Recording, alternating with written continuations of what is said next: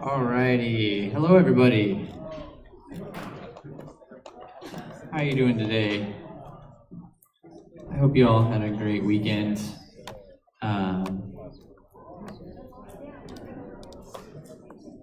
Just a reminder before we get started, you do have a user sign-up assignment that is currently out. It's not due until Thursday, I think. Is that right? Monday, sorry.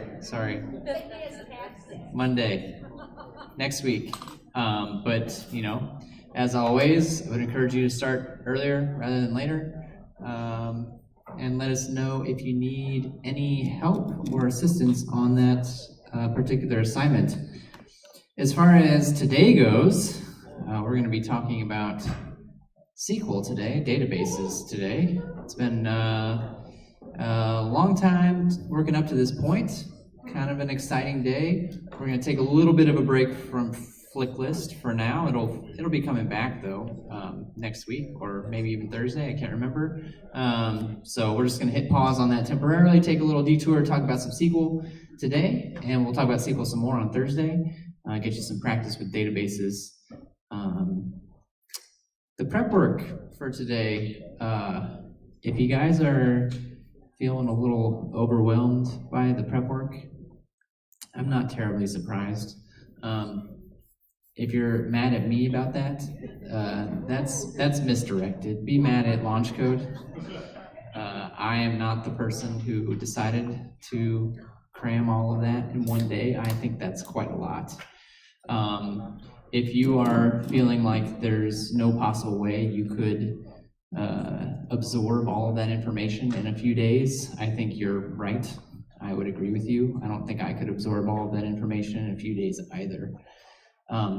What I do think is that hopefully you had a time to take a look at some of those concepts, take a peek at some of that stuff, and over the next few class periods, we're going to get an opportunity to practice, and the things that we're going to practice are the things that are probably the most relevant and the most important things that we would expect you to know about databases. The other stuff is certainly good to know, and you may need to use it at some point in your path, but like all things related to programming, when that day comes, you can look it up, right?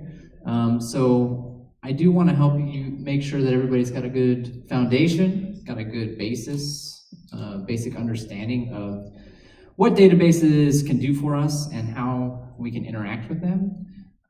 If you do not, I'm not going to be worried if you don't have every single piece of the prep work memorized in your brain. That's not necessary. So please don't even try. Just let it go.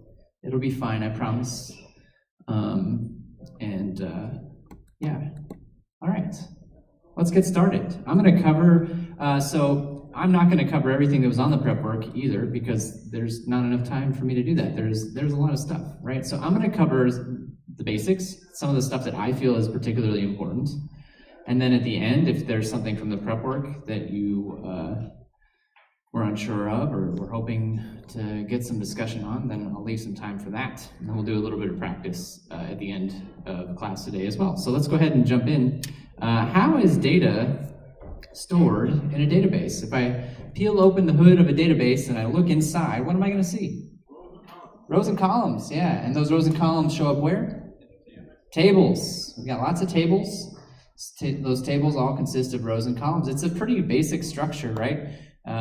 I would assume that all, or at least most of you, have used Excel spreadsheets in your life at some point in time.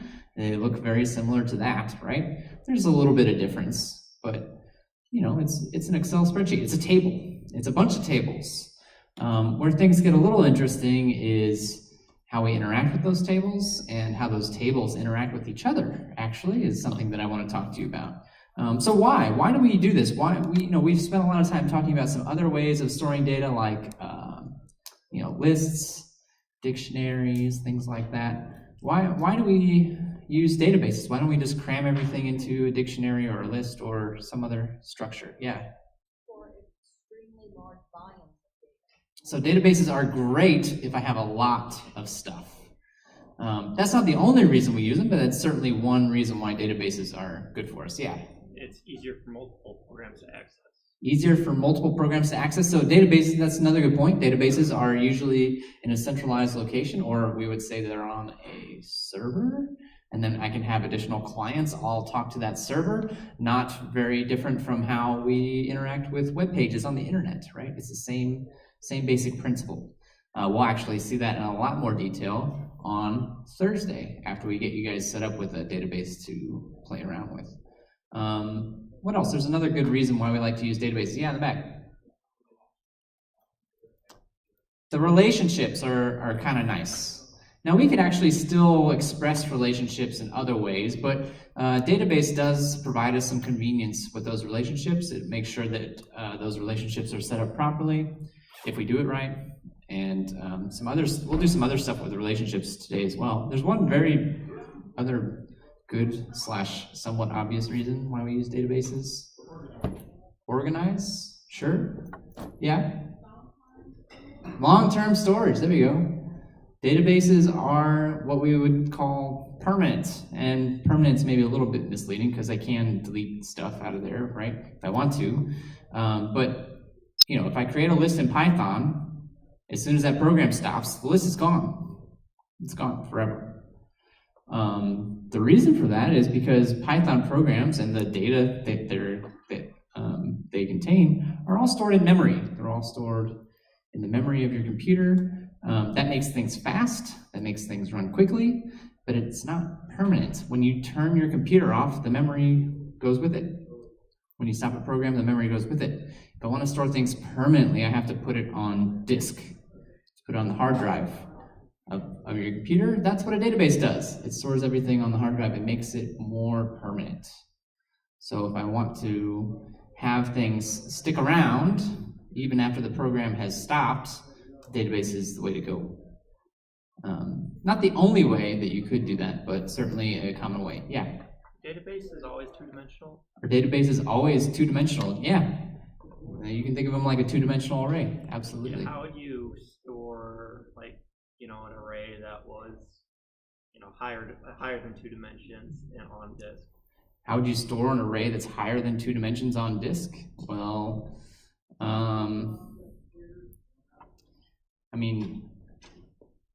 I can certainly take that 3-dimensional whatever it is and flatten it out. Right. I've used JSONs and yeah. for that. JSONs. Rows and columns are what we got. That's how databases work. We got rows and columns. Any data that you want to put in there has to fit in a row column format. How it gets in that format, that's actually kind of a tricky question, one that I'm not sure that we're going to have enough time to completely address over the course of this class. Actually, designing a database is very difficult. People who design databases on a regular basis get paid very well to do that. It's a very highly in-demand skill. It takes a lot of time and a lot of practice to get good at that. I would say for the most part, if you're going into a programming job, they're not going to ask you to necessarily create a database, but more likely just use an existing database more often than not. There are always exceptions to that rule, yeah. So that's mostly what we'll focus on in class, although we're still going to do a little bit of database creation just to get some practice with that. We have to create stuff in order to use it, right? So we're going to get some practice doing that as well. Great answers. Any other answers / comments on this stuff before we take a look at some actual SQL things? Yeah? Do databases always store things as strings? Do databases always store things as strings? Actually, no. We've got lots of different data types available to us in a database. We're going to talk about that at some point, maybe perhaps very soon, in fact. Any other questions or comments before we move on? All right. So let's assume that we've got a database. It already exists. Maybe we made it, maybe somebody else made it. I don't really care. It's there. We have a database. I want to get some information out of that database. There are 2 clauses that are required in every single query that retrieves data from a database. What are those 2 clauses? Select and from. All right, so what does select tell us? What does the select clause do? Columns. Which columns do I want? All right, what does the from clause do? From what table do I want to retrieve the data from? I have to specify those two pieces of information on every single query, no matter what.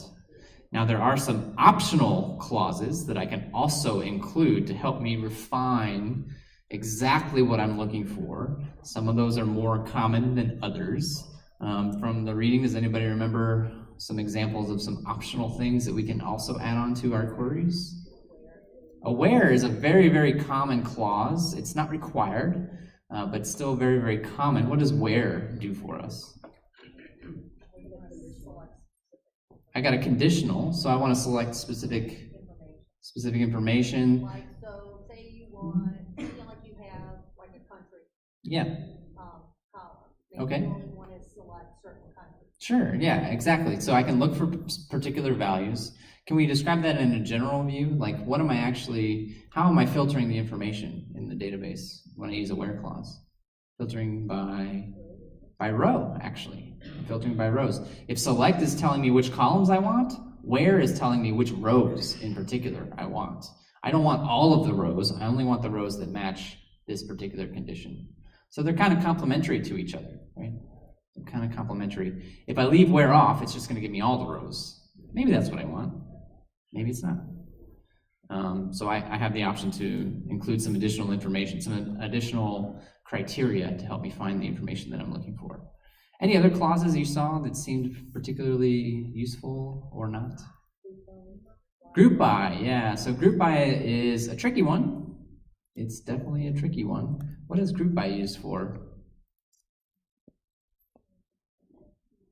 So in order to talk about group by, we actually have to talk about something else first, I think. Not order by, although we could talk about order by as well.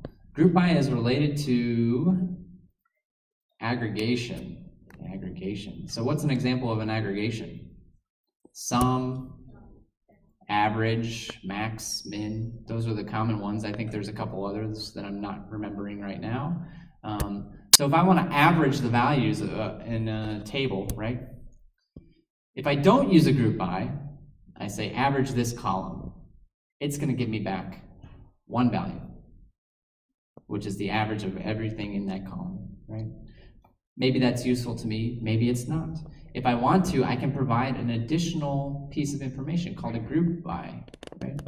And so then what it'll do, before it computes that average, it'll make groups of every value that appears in a particular column. So if I have, the simplest way to think about it is if you maybe have like a state column, right? And I want to group by state. Instead of getting one average for the entire table, I'll now have one average for every state that exists in that table. That's what a group by can do for us. It allows us to have a little bit more flexibility over what aggregations are performed.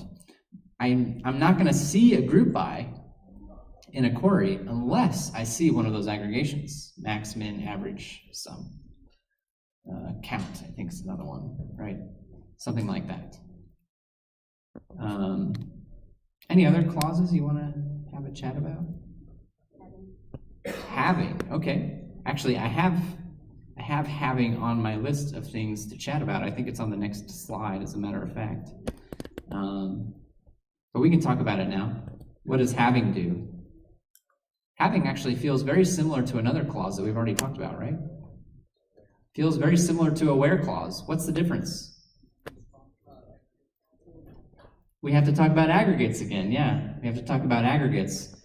It has to do with the timing of when those clauses are going to execute. A where clause is going to execute very quickly. It's going to filter out things right away at the beginning of the query. A having clause is going to execute more towards the end.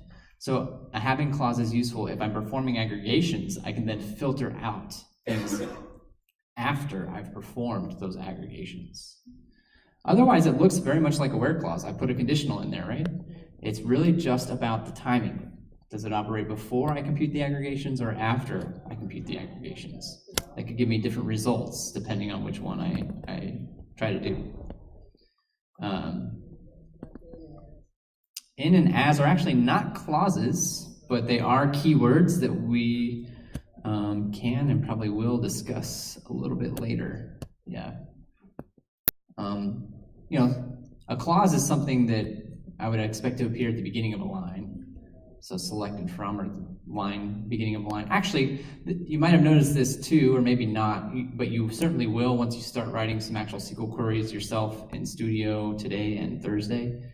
SQL is a very forgiving language, like extremely forgiving in terms of what it will accept, in terms of the code that you write. I don't know how many people, I would be willing to bet a lot of you have run into errors sometimes when you just like forgot to capitalize a letter in a variable name or something. SQL don't care.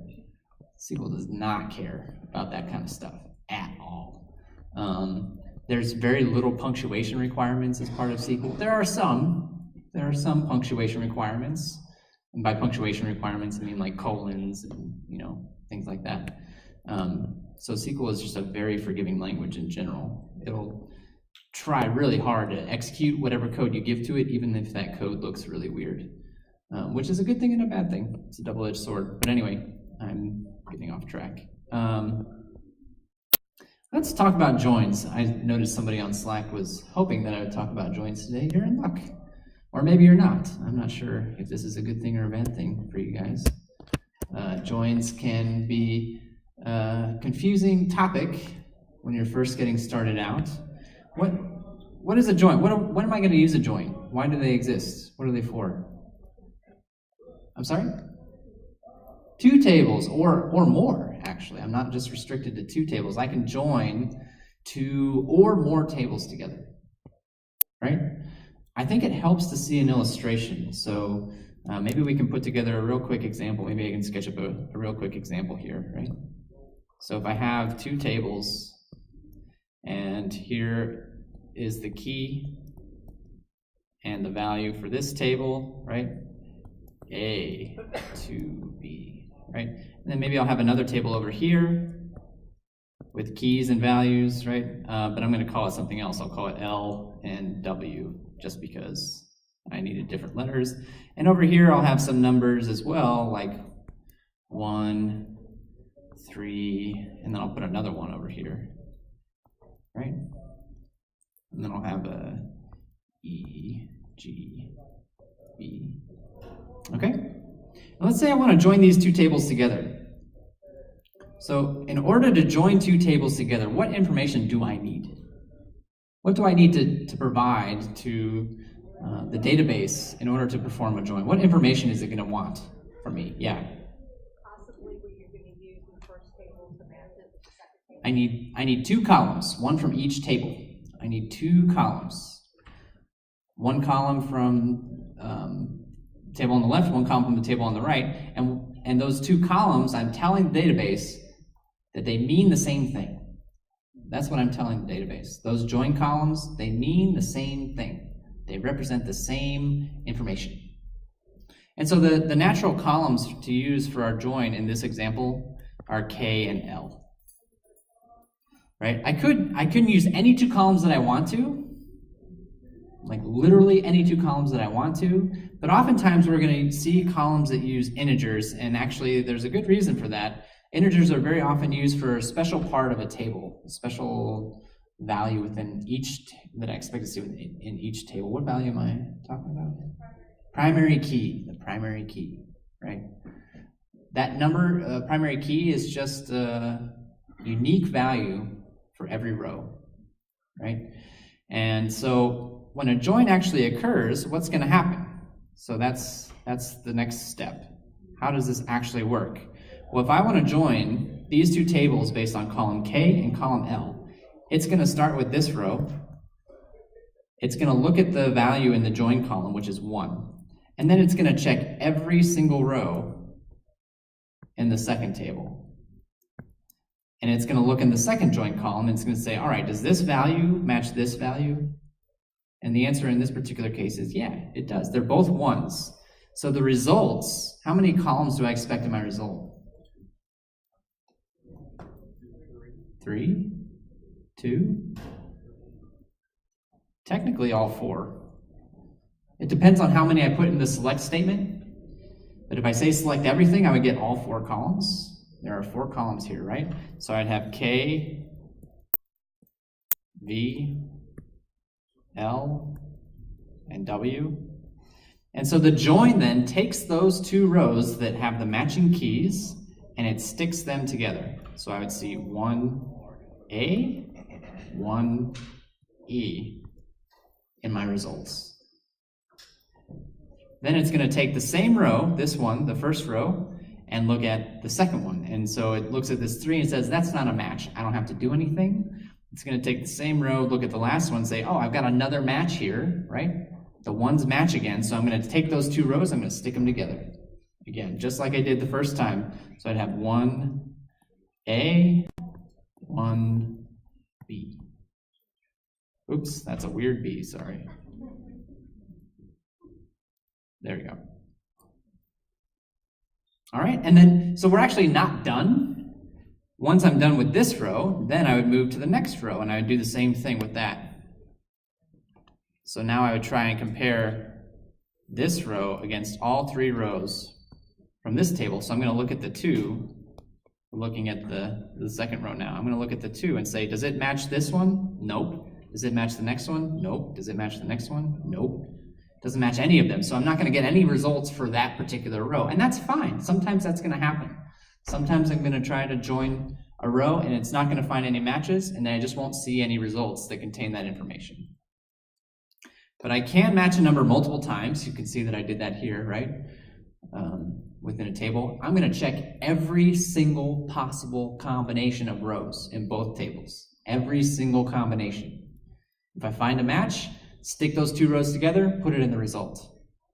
Maybe later on I decide that I don't need all 4 columns. We can deal with that later, right? The select clause will sort that out later. I don't need all 4 columns. I don't need all 10 columns. I don't need all 100 columns. Whatever. The select clause will eventually tell us what columns we want, and we can remove them later on.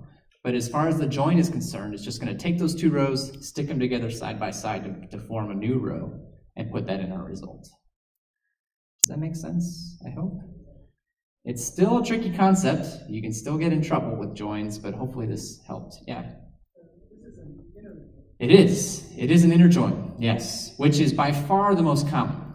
So if there's one join that you want to learn and you're just like too frustrated, you don't want to think about any other join types, this is the one I want you to know, for sure. The other ones are useful as well. They will get used, right, but not nearly as often as an inner join will get used. So that's the one that I think is very important for you to be aware of. And so we can actually talk about this a lot more, right? In fact, more often than not, these 2 tables would have a relationship defined between them. So that if I call this column here the primary key, and I'm saying that this column over here means the same thing as this column, then what does that make column L? What would I call that? A foreign key, a foreign key. So the definition of a foreign key is, right? In order to understand what this number means, I have to go back to the table that has that value as the primary key and look that row up. That's what a foreign key means. I'm actually pointing to information that's in another table. That's what a foreign key does. And so we actually see that expressed as a relationship between 2 tables. Technically, there are 3 kinds of relationships that can exist between 2 tables. In practice, there's really only 2 that are used frequently. And then in true practice, there's really only 1 that I'm going to see inside of an actual database. What is that one type of relationship that I expect to see? I'm sorry? One-to-many. A one-to-many relationship is what I expect to see inside of my database. The other kind of relationship that I might see is a many-to-many relationship, but that's often going to be expressed as 2 one-to-many relationships. So really, I only need to specify a one-to-many relationship. So let's talk about that for a second. What do I mean by a one-to-many relationship? I said that K is a primary key column, right? So the number 1 can show up in that column how many times? Once, and only once. Only one time. That's the one side of the one-to-many relationship. Column L is a foreign key that references column K. And you can see that the value 1 can show up how many times in that column? many times. As many as it needs to, as many as makes sense. That's the many side of the relationship, right? So the primary key side is the one side, the foreign key side is the many side of the relationship.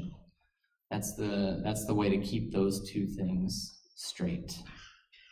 All right, we have covered a ton of information in a fairly short period of time. Does anybody have any questions? Does anybody want me to go back through anything that I've said so far? Hopefully my sloppy diagram helped make a little bit more sense out of this.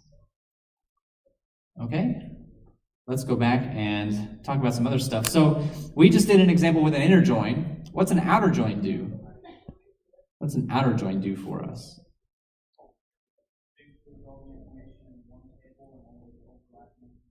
Yeah, so it contains, if I use an outer join, I'm saying I want every row from one of the tables, or maybe even both of the tables, right? If I specify a particular type of outer join.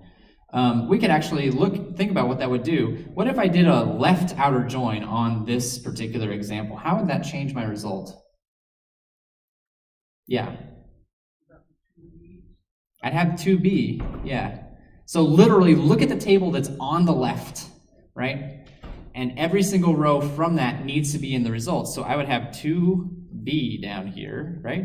Even though the join condition, it didn't find a match, I still include this in my result. And so then the question becomes, well then what goes in the L and the W columns? Because there's no match, right? So what goes in there? Null. I just put null in there. That's an outer join. That is an outer join. Outer joins are useful because sometimes you want to see what values do not have a match, right? Which values are not being used in this other table. That's when you want to use an outer join. That is a classic case for an outer join. Not used nearly as frequently as an inner join, but still used regularly. You will still see them being used. All right, good. So we already talked about foreign keys. Cool. Somebody asked this question earlier. Let's talk about it now. What data types am I going to expect to see in SQL? What data types? I'm sorry? Text. Okay. So text. So we're used to thinking about data types, right? But not in SQL. We're used to thinking about data types in Python. So text is equivalent to a Python string, right? We don't call it a string, but that's what it is. It's actually a string. It's just in the database. What other data types? Integers exist, right? What else? Dates, times. I'm sorry? And a combination of the two, yeah. Date time, yep. Very common to see. Does Python have an equivalent of dates and times and date times? It actually kind of does, but what would I expect that to be in Python? I'm sorry? A string? Maybe. I would expect it to be something that rhymes with mobject. Right? I would expect that to be an object in Python. Still very doable. Still almost certainly exists. Do I have objects in SQL? Not really. No. There might be some version of SQL out there that tries to shoehorn in objects, but I think that's kind of silly. They're not necessary for what we're trying to do in SQL, the concept of an object. So we got dates, we got times, we got strings, we got ints. Anything else? Booleans. Actually, Booleans are often represented as a single bit, a 1 or a 0, but effectively the same thing. Effectively the same thing as a Boolean. Any other ones that you guys saw that you feel are worthy of discussing? I'm sorry? Yeah, there is floating point values as well. Yep, floating point values. Now, what you'll notice for databases is that they do treat those values a little differently than Python does. For example, in Python, if I want to make a string, what do? I just set something equal to a value with quotes around it, right? In SQL, if I'm trying to store strings in a table, I have to provide a little bit of extra information, right? What information do I need to provide? how long do I expect that those strings might get to be, a maximum length? Why? That seems a little silly, right? Why not just be prepared to handle any string that gets thrown at you? Why does it want a particular value for the maximum size? Databases care about space. They care about how much space your room's going to take up, and they're trying to manage how much space your data is going to take up. So it really wants to know up front, it wants to have an idea of how much space you expect that text to take. And so it's going to try and make sure that it's got enough space set aside for those text values. What that means in practice is that if I'm creating a column in my table that uses text, I have to have some kind of an idea of how big I expect those string values to get, and actually then I should probably bump it up even a little higher just to make sure that I'm going to have enough space to hold those values. Did you have a question? Is this related? I was just thinking, is this related to Heartbleed, the security bug? Because that was something about improperly declaring length. I'm not familiar. I'm not a security guy. Okay. I'm sorry. Yeah, I can't speak to that, unfortunately. Yeah. No, space is in like the actual amount of room that I expect those to take up. So for a string, figuring out the amount of space is pretty easy. It's one character is usually 1 byte of space. So if I say I want strings of length 100, I'm saying you should reserve 100 bytes of space for this column. Now, will I actually use all of that space? Maybe not. Maybe I'm going to have a string that's less than that, right? But I could give you a string of up to 100 characters if that's how I defined a particular column. And I have to provide that information up front.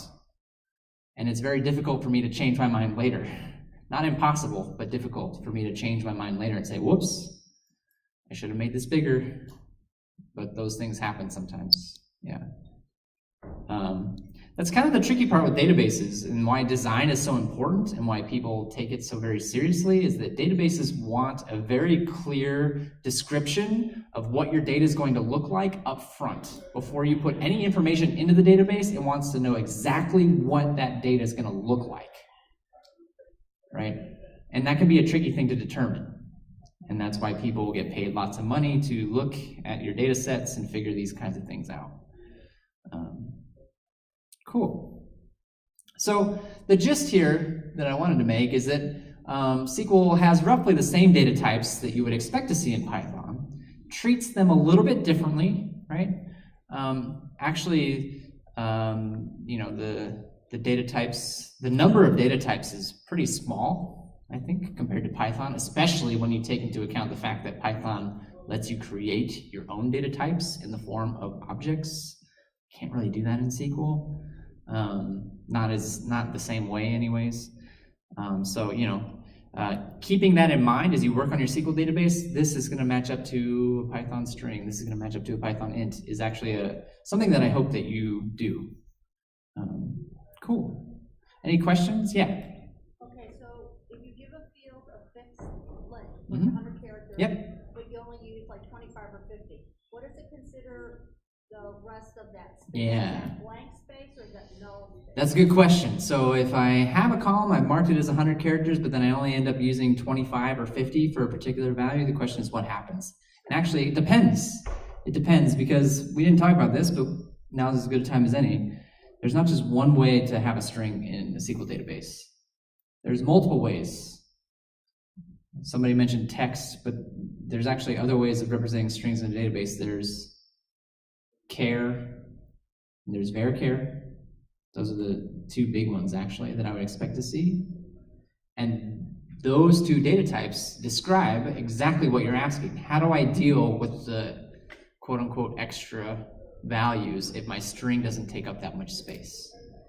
So if I use the char data type, and I say that this string's going to have 100 characters in it, and then I only give you a string that's got 50 characters in it, it's going to put spaces on the end and make sure that it's exactly 100 every single time. It can be a waste. It can be a waste of space, right? Because now I'm storing these extra spaces just to pad them out. If I use a varchar data type, and I do the same thing, I tell you it's going to be 100, but then it only ends up being 50, It's not going to add extra space. It's just going to take those 50 and keep it exactly as it is, right? And so you might be wondering now, like, what's the difference? Why would I ever choose to use one over the other? Varchars are a little bit tricky because if you think about how to find the next piece of data, I don't know how big that space is going to be anymore, right? With a character data type, everything is constant. Everything's going to be 100 every time, no matter what. So to get to the next value, I just jump ahead 100 spots, and there it is. With varchar, that's not true anymore, so I have to do a little bit of extra work to figure out how long that's going to be. That takes time. So there's your trade-off. I can give you extra space, or I can take up more space and do things a little bit faster, or I can take up less space and do things a little bit longer. It's a classic programming trade-off. Not the last time you're going to see the space versus time trade-off in your programming careers. So which one's better? I don't know. How much space you got? How much time you got? It depends. You got to take it on a case-by-case basis. Yeah. Great question. Any other questions? All right, I think I got a few more review questions, and we'll do some actual query writing in our walkthrough today. So we actually already talked about this first one. I don't think I need to address it anymore, unless anybody had any questions about where versus having. We already talked about that. Somebody asked me about some of these other ones. What does in do? The in keyword, what does that do? What do we use that for? What clause might I expect to see in appear in? A where clause is where I would expect to see it show up. And so what's it going to do for me? Yeah, I can see if the value that I'm looking for is somewhere within a list of values. So I don't just have to compare it against a single value, I can compare it against multiple values. That's what in is used for. So I would see it used in place of an equal sign, right? Instead of an equal sign, I could see in and then a whole list of stuff. What does like do? Yeah. So if you have part of a field and you want to compare to just that part of the field, where the rest of that field might be different, yep. You can use a like. We can use like. So it does. It allows us to do what you explain. We have a term for it. It's called fuzzy matching. So I don't want to match something exactly. I want to match a part of this word, right? I want to match the first 4 letters, or I want to match the last 4 letters, or I want to match the 4 letters in the middle, or any various combination of things. Actually, it deals directly with a concept that some of you I know have discovered independently, and I think you'll actually see on the user sign-up assignment. Does anybody know what concept I'm getting at? Regular expressions. Regular expressions. Regular expressions are tricky. Regular expressions are very tricky, but like is the way that SQL does regular expressions. And regular expressions are used for pattern matching. I'm not going to dive deep into the regular expression topic right now. That is probably, I could spend a whole hour talking about just those. In fact, I have before. So that's not going to happen right now, but that's what like is used for. If you want to know more about regular expressions, I'd be happy to have a chat with you sometime about that, or there are lots and lots and lots of resources online you could take a look at for that as well. What's an alias? Yeah, of course. Yeah, exactly. Wildcards. Yep. So you maybe used regular expressions whether you realize it or not. If you ever done a Google search, you type in a letter and then a star after it to indicate a wildcard. That's actually a regular expression. I'm saying I care about these letters, but then whatever comes after, I don't really care about. Just give me that. We actually did that in class, I think, a few weeks back when I was talking about it a little bit. Yeah.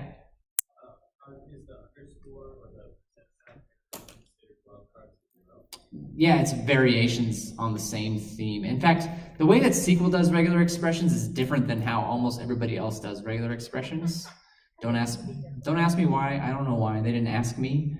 But the symbols that you would expect in most regular expressions do not necessarily work in SQL regular expressions.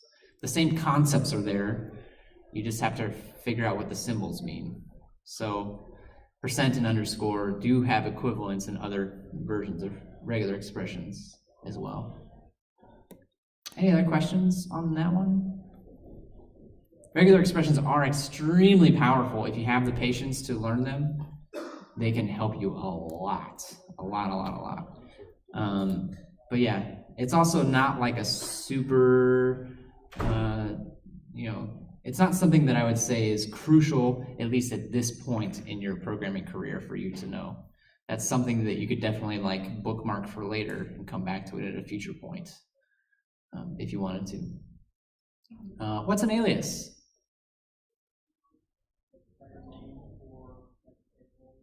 Yeah, it allows us to rename stuff in our queries. So what would I see in a query if I'm assigning an alias? As. You can think of it, it's kind of like a variable assignment, a little bit, but maybe not really. I don't know. I'm just giving another name. Is it permanent? Am I permanently renaming that thing? No, it's just for that particular query. Just for that particular query. So it's more of a formatting thing than anything else. What does top do? This one was kind of deep in the prep work, so if you didn't get that far, or you fell asleep, or your brain melted before you got that far, yeah. I'm sorry? It does, it's very often used with sorting, right? Very often used with sorting. So if I want to know, what stores had what were the top 10 highest selling stores, right? I could sort by sales. What clause is that allows me to do sorting? Order by. I could do an order by, and then in that same query, I could also say top 10 as part of which clause? Select. It goes in the select clause. And so that would say, all right, I'm going to sort everything, and then I'm going to chop off everything after the first 10 rows that I find. Right? That's what top does. It basically reduces, however many rows your query would have returned, top says, no, I don't care about that. I just want to see this many. That's what top does. Just show me the first few. And you can set the number to be whatever you want it to be. Top 10, top 20, top 100, whatever you want. Pretty sure. Yeah, okay.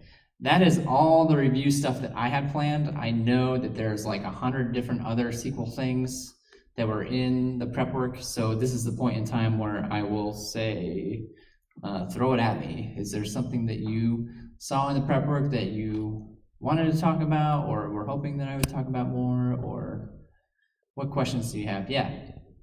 Talk about the like the select and join and another join. Okay, so multiple joins. Yeah. So you're not limited to one join per query. You can actually join as many things as you want. So I could join 100 different tables together in one query if I wanted to. I don't think it's a good idea, but you could do it. And so it's the same principle as what we were talking about with a two-table join. If I look at my example, if I can get it up. No? Okay. If I look at my example from before, if I have a third table over here, right?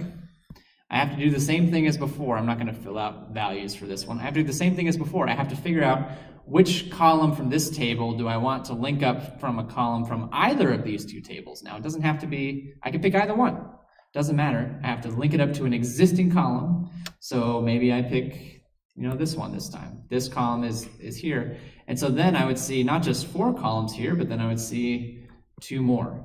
And every time I add another table, every time I join another table, it's just going to extend the number of columns that I'm going to expect to see in my result, right? I can repeat this process for as many tables as I need. It's not uncommon to see multi-table joins.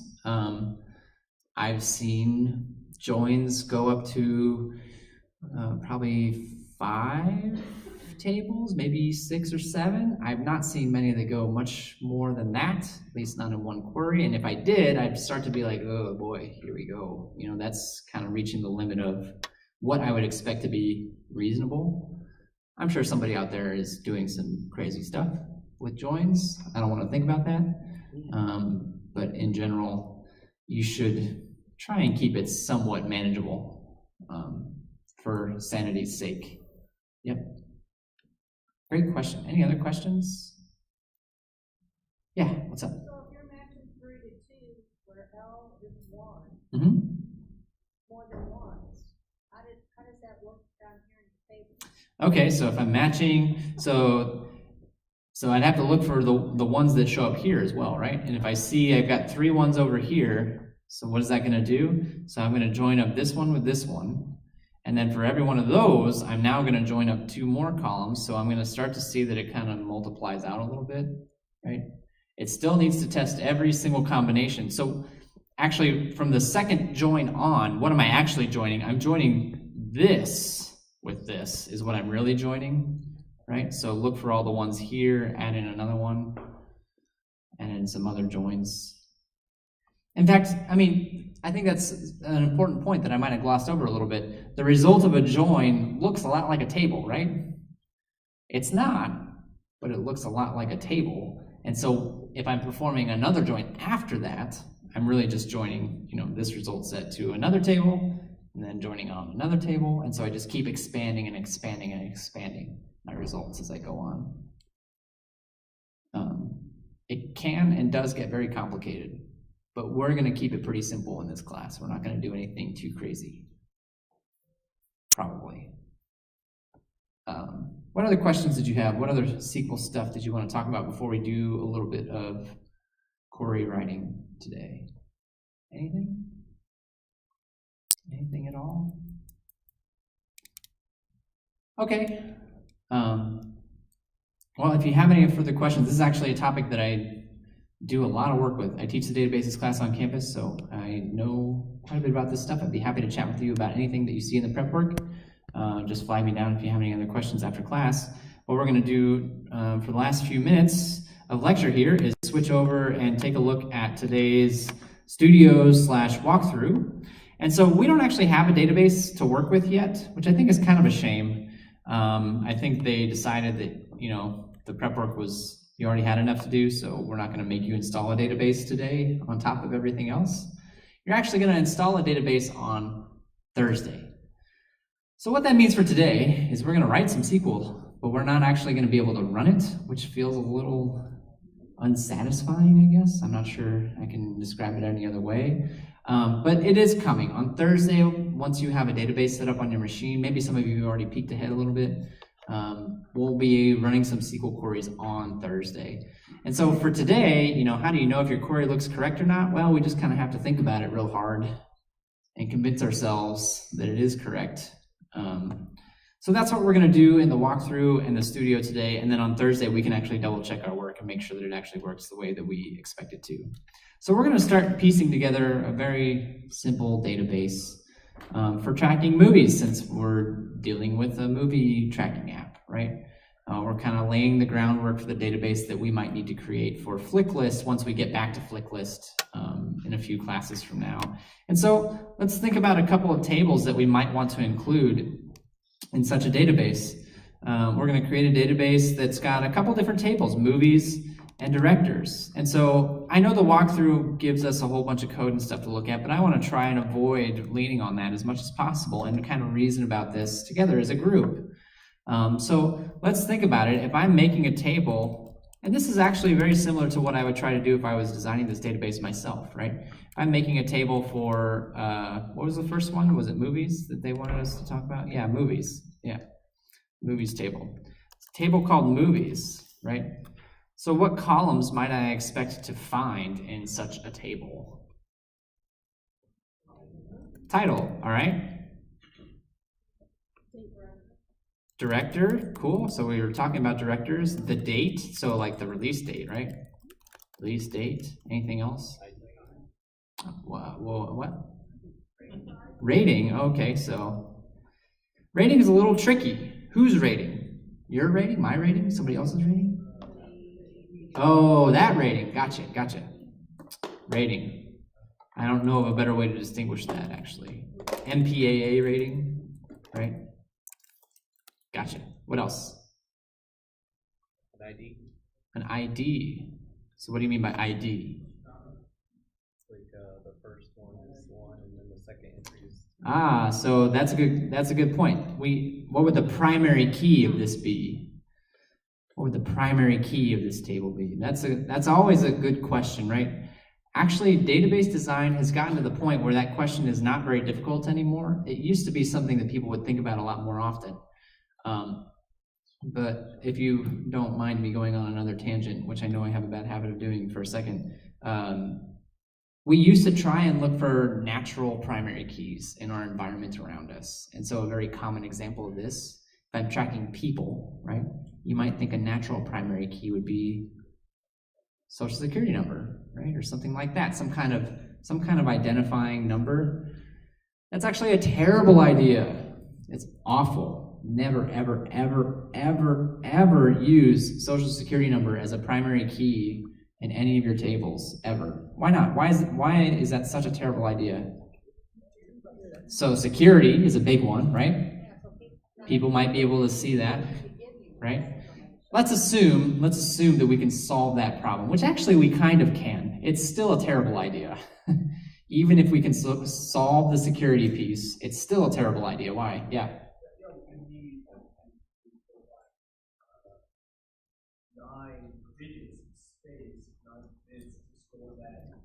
So it is taking up a little bit more space than what we might need, although actually in practice, that's not as big of a problem as you might think. All integers actually in a database are 4 bytes, and that gets us a pretty wide range of integers. There's some other important reasons though. Yeah.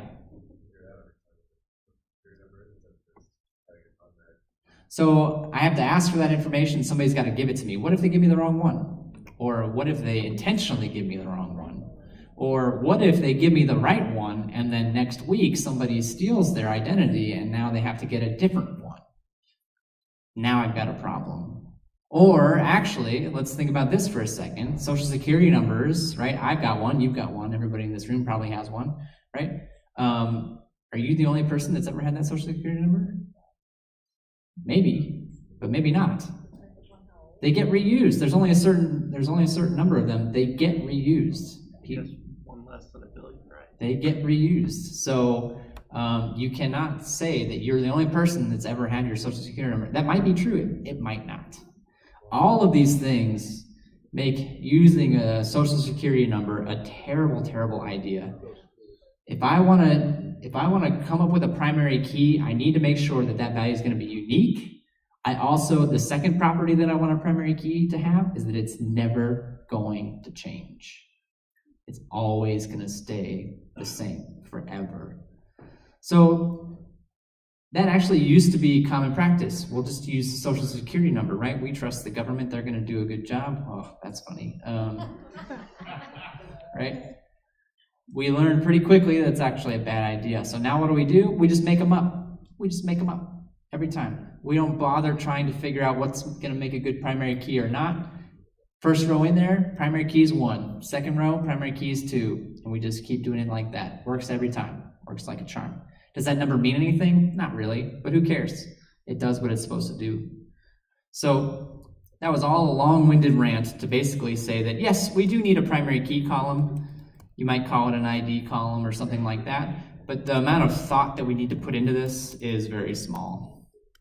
But I'll still include it in Market just for completeness sake. All right, any other columns that you might want to consider? Genre, sure. That can be somewhat controversial, right? Like, I don't know. We don't have to go there. What else? Duration, I like it. Any others? Did I hear cost? Gross? So how much money did it make? Sure. All right. I'm sorry? The actors. So that's a tricky one, right? How many actors do I expect to be in a movie? A lot. More than one, right? That's actually tricky. How would that look like in a database? So let's say I put in an actor column, right? But then you say, well, wait a second, my movie's got more than one actor, right? So you're like, okay, I'll put in an actor 2 column, right? And then you'll be like, well, wait a second. My movie's got more than 2 actors in it. So you're like, all right, fine. I'll give you a third, but then you're going to, right? You pick a number and you say, okay, top 5. Top 5. Well, we could. We could. There's a different way, though. Another table. I can make another table that contains actors, and then I can make a relationship between those 2 tables. right? I can make a relationship between those two tables. That's what actually would happen in practice. All right, this is fine. Are there other columns that we could add? Sure, but this is fine for now. So the next thing to do, actually, is to go back through all of these columns and then determine what data types we would expect these to be. For some of these, it might be simple, other ones maybe not. So for the ID, I just went on that whole rant. That should be some kind of an integer, right? What about title? Title should be some form of text, but I have to be more specific than that, right? I have to use either char or varchar. It doesn't, I mean, this is a hypothetical example, right? So which one we choose here does not really matter, but there is a piece of information that we should think about, which is how long do I expect these to be? I have to put an upper limit on this, and I want to guess kind of high, because I don't want to, like if I put 2 in here, that's ridiculous, right? That's obscenely low. If you put 20 in here, you might be thinking, well, like, okay, that probably works, you know, for a lot of them, but there's probably movies out there that have longer titles than that. So then you really want to guess high. Even something like 50, and say you're maybe skirting with danger, you really want to guess higher than you think what you might need. You never know. I found the longest movie title in existence. The longest movie title in Okay, existence. I'm going to need to put this in a character reader because that makes sense. Well, How many characters is I don't know if we have enough time to. I got one from the, Yeah. you guys ever seen Dopey and Menace, Southwest Walgreens, Beast of the Hood? No. No. 209 characters. 209 characters. Wow. Longest movie title on IMDb. So that might be the longest movie title now, but then tomorrow somebody else is going to come out with a different one, right? That might even be longer. So these are the kinds of things you need to think about. You should always try and think about the largest number that you possibly think it could be, and then add some additional onto it, right? You want to make it future-proof. I mean, what's the disadvantage of being too long? Like, What's the disadvantage of being too long? Is that empty space on the disk? Like, does It could feel be. It could be wasted space, depending on which data type you actually use. And so, you know, director, all right, now we're talking about people's names, and it's the same idea, right?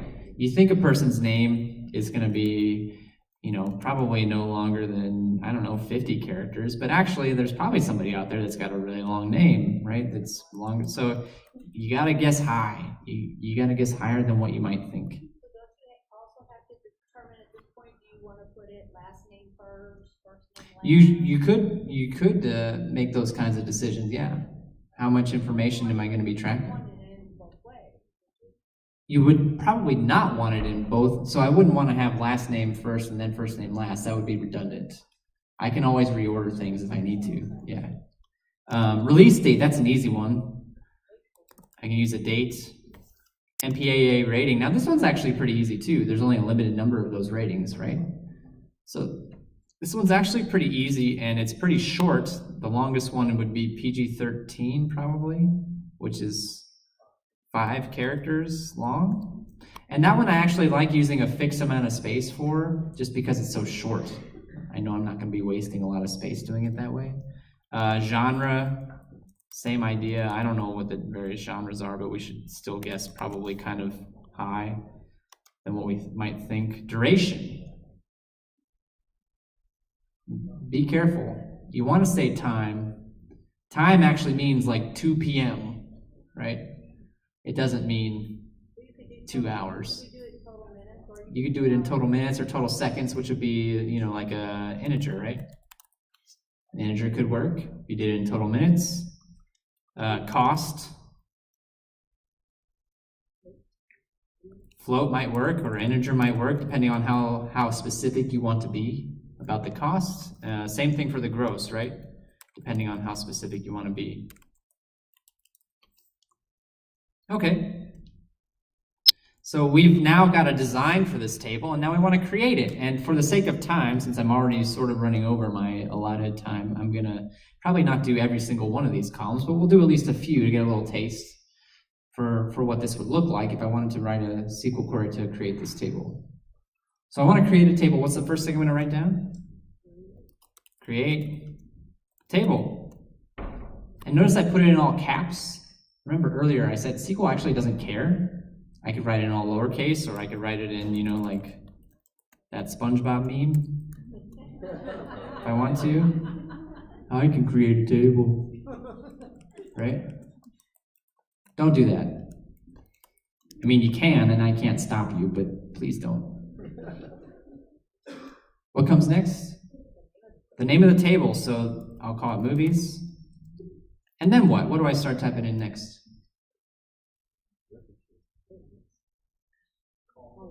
Column name, and then the data types. So, but I was a little misleading before as well, right? So column name, ID, I would actually want to mark this as the primary key, right?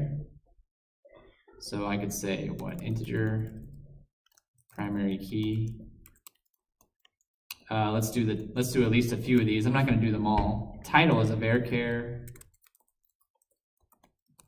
Maybe you don't like that number. Use a different number if you want to. That's fine. There's actually some other information that I can decide here as well. Like what? Auto increments. So actually, that's probably something I should have done on my key, right? That's going to let the database just handle that for me so that I don't have to worry about it. What about for the title? What are some additional things that I might decide to use here? I could decide that it's unique, although movies do share similar titles sometimes, so I can mark columns as unique. Yeah, remakes are totally a thing. I could say not null. Do I want to allow this column to be null or not? That's actually a decision that we need to make for every column. And so in this particular case, I think not null makes sense. I don't want to put a movie in here without a title, right? That doesn't really make sense. For some of these other things, maybe it would make sense to mark it as null, like, you know, maybe it's still running in theaters, so I don't want to put in the gross value because I don't know what it's going to be yet. I don't know what it's settled on yet, right? Or something like that. Or maybe I just am missing some information. I'm just missing it totally, right? So then let's just do one more maybe, or two more maybe. So then for the director, we decided on varchar of 120, and then null or not null?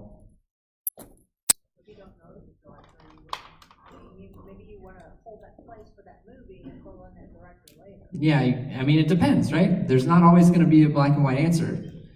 Do I have this information? Do I expect to have this information every time? Do I expect to maybe not have this information sometimes? Right? It depends. It depends on what you're doing.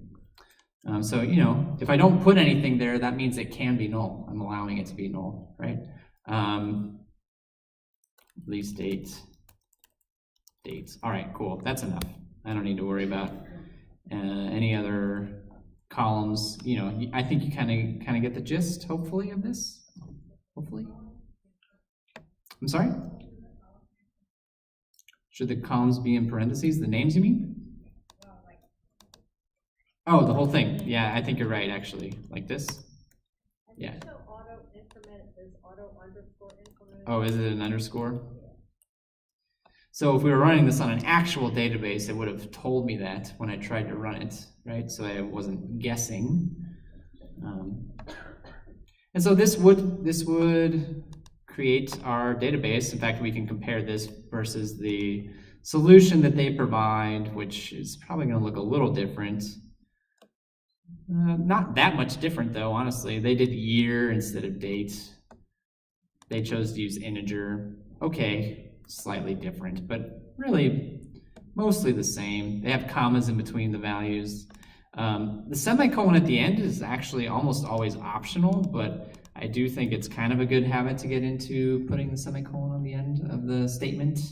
You can oftentimes get away without it. Sometimes, though, it gets picky and does require it. So there's actually a problem with this design, and we actually kind of touched on this a little bit earlier with some of the questions that you were asking, and specifically I have a problem with the way that we've handled the director. It might be okay if we're just going for something simple, right? But if I ask for more information about the director, such as what other movies has this director worked on, right? Or, you know, how old is this guy, right? What's his birthday? Things like that. I have no easy way of incorporating that information into this database as the way that I've currently defined it. So if I wanted to do stuff like that, what is that sort of implying then? I want another table. I want a director's table. right? I want a directors table. And so we would need to do the whole process over again for my director. And I think for the sake of time, we might sort of speed this along a little bit. I don't want to take up all of your studio time today. So I would make a director table. And so, we might expect to see first name, last name, birth date, right? Country, sure, that's plenty. Are there other columns we can include? Sure, but for the sake of this example, we'll just do a few. And we have to do the same question as before. What should the data types for these be? And I think for some of these it's fairly obvious, right? It's probably going to be some sort of a varchar for these two. And I forgot an ID column, which I'm going to need as well, so I can stick that on here. And so I actually might want to be a little bit more specific about this ID this time. Birth date is a date. Country would be another varchar. Oops. I don't know, 100. Okay. And then just like we did for the movies table, I could write another create table statement for directors. And I would start filling out this just like I was doing for the other one. And you'll notice that once you make these design decisions, writing the actual code just kind of naturally follows. There's not a whole lot of thought that I need to put into writing this create table statement because I've already made the difficult decisions. I've already made the decisions, right? So first name is a varchar 120. Null or not null? Probably not null for the name, right? I would say. Last name, not null. Birth date in country could maybe be null, right? Maybe I don't know that information. Maybe it's not available for whatever reason.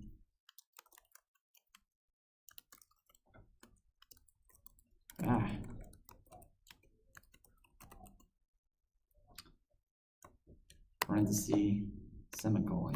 Okay, I skipped some commas. There we go. So now I've got two tables. I've got one for movies, and I've got one for directors. But actually, now that I have this directors table, that kind of makes me rethink how I want to do the first table that I did, right? Because one thing that a database lets us do is make relationships between tables. So what kind of relationship do I expect to see between these two tables?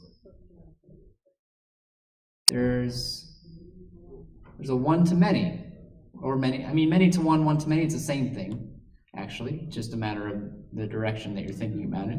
Which side's the one and which side is the many? I'm sorry? The director is the one. One director makes many movies, right? That's a true statement, right? One director makes many movies. So what does that mean? One director makes many movies. How do I express that relationship in these tables? The director ID in the movies table, and then relate it to the ID in the director table. So the way that we express relationships in our tables is through the primary key and the foreign key. The primary key of one table is going to be inserted into the other table as the foreign key, and it follows the same pattern. Whichever is the one side, in this case director, I'm going to take that primary key and I'm going to insert it as a foreign key into the many side, which is the movies table. So up here for our director, instead of having this just be a string now, right? Instead of that just being a string, it's going to reference the directors table. So what type is it going to be? Integer. It's going to be an integer now because I'm telling it, if you want to know who directed this movie, take this number, go to the directors table, and find the row that has this primary key, and there you'll find all of the information. about the director that made this movie. But there's actually one other thing I need to say. I actually need to make this relationship explicit. What does that look like? If I want to make this, if I really want to tell the database that there's a relationship between these two tables, not quite. That would be after the fact. That would be for a join. That would be using the relationship. We're trying to create the relationship. I'm sorry? So we would say references. Or I think another similar way would be foreign key. Either one I think would work. But references, and then I have to specify the table, and then the column from that table. So I believe the syntax would look like directors, director ID, in parentheses, to indicate that this column, I'm literally telling the database that this column is a foreign key into the directors table, specifically the director ID column. I'm telling the database that this value, the values that appear in this column here, mean exactly the same thing as the values that appear in this column, right? I might be a little off on the syntax, so this is the part where I cheat and look at what they've said on the write-up just to make sure that I didn't screw it up too badly. No, I got it. Oh, cool. Oh, almost. I messed it up a little bit. Sorry. My fault.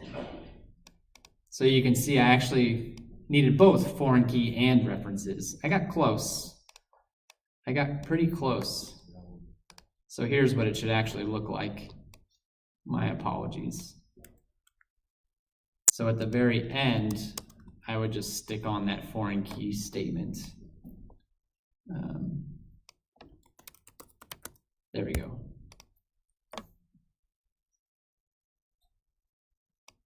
That should do it. This is just me being a little nitpicky now.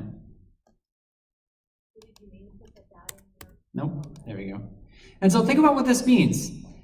In order for me to execute this query, what has to be true? I have to have the directors table. That table needs to exist first. I have to make the directors table first before I can do that.